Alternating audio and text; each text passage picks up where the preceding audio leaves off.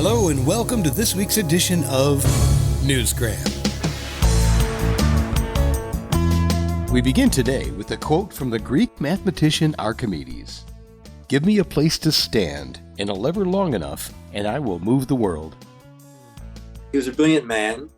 Thinking about it, though, I realized that the idea of moving the world, truly moving the world, you need to have something that strikes a number of people and that they really relate to.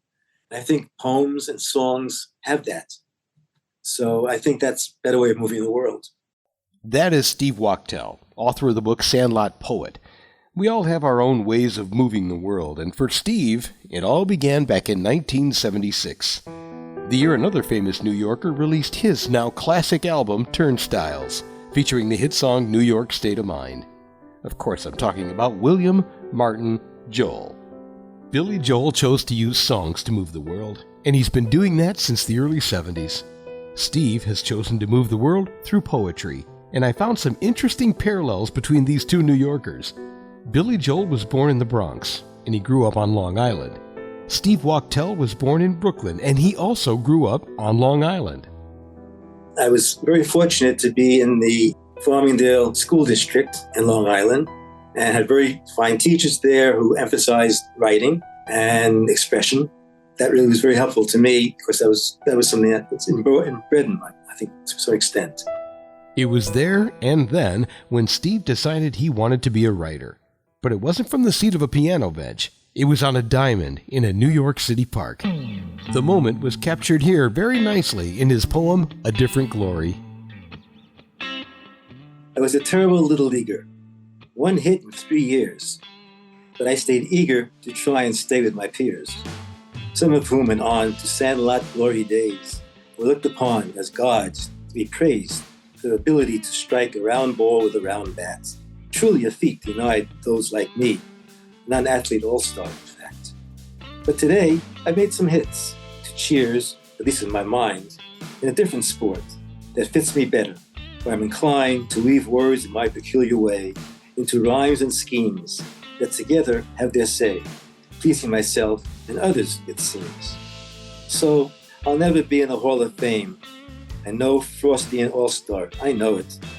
At least now I'm in the game, truly and finally, a Sandlot Poet. Sandlot Poet is the title of his new book, and it says a lot about him.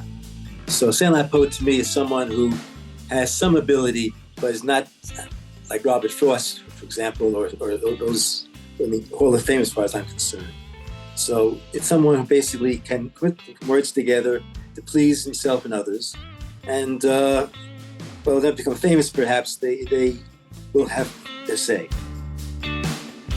I love that. We don't have to be famous, but sometimes we just need to be heard. And speaking of famous poets, Walt Whitman was also born on Long Island until his family moved to Brooklyn. Was it New York that inspired his introspection and subsequently the quote, "Let your soul stand cool and composed before a million universes"? Well, I don't know, but it was definitely the inspiration for Steve's poem, Morning Becomes Electric. I wake each early morning to the song of a cardinal, the song of a blue jay, the twittering of their performing, giving sweetness to the start of all my many hopes for the day. The rising sun pauses too to listen. All its harmony for that short space. And I stretch, feeling old bones become new again. Gray hairs glisten, and all things stolen by time I bemoaned, briefly return, and my life is graced.